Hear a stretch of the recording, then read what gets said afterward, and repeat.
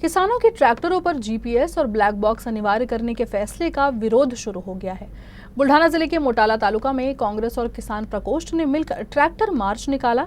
इस मार्च का नेतृत्व प्रदेश कांग्रेस अध्यक्ष हर्षवर्धन साबकाल ने खुद ट्रैक्टर चलाकर किया। आंदोलन के दौरान तहसीलदार को एक ज्ञापन भी सौंपा गया।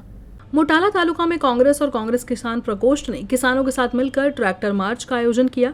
यह मार्च किसानों के ट्रैक्टरों पर जीपीएस और ब्लैक बॉक्स अनिवार्य किए जाने के फैसले के विरोध में निकाला गया।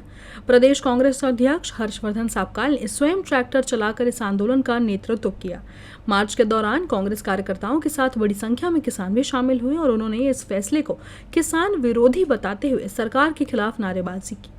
किसानों का कहना है कि पहले से ही खेती पर लागत बढ़ रही है और ऐसे फैसले सीधे उनकी जेब पर बोझ डालेंगे। आंदोलन के अंत में कांग्रेस पदाधिकारियों ने तहसीलदार को ज्ञापन सौंपकर इस निर्णय को वापस लेने की मांग की।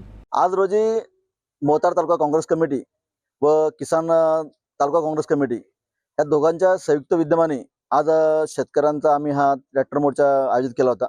यात शेकडो शेतकऱ्यांनी मोठ्या प्रमाणात उत्साहपूर्वक सहभाग घेऊन आज इथे आम्ही निषेध नोंदवला।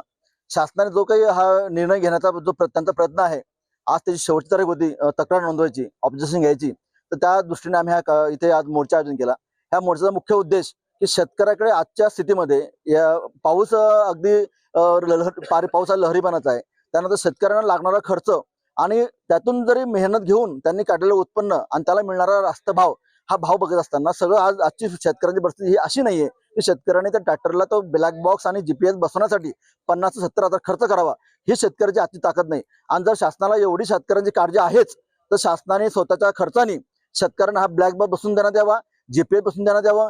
सुरक्षेचं काही त्याला कारण असेल तर आम्ही त्याला नाही म्हणत नाही, आम्ही त्या सोबत आहोत, पण शेतकऱ्यांचा कुठेही अंत पाहू नये। आणि जर इथून एवढं होऊ नये, जर शासनाने हा निर्णय पुढे चालूच ठेवला तर मात्र इथून पुढे आम्ही काँग्रेस पक्षाच्या वतीने सांगू इच्छितो की याच्यापेक्षाही मोठे आम्ही तीव्र आंदोलन या ठिकाणी छेडू। आज आमच्याकडे 100 सव्वाशे ट्रॅक्टर इथे होते, इथून पुढे 500 ट्रॅक्टर राहतील, याची काळजी घेतली जाईल। शासनाने कधीही थोडक्यात घेऊ नये,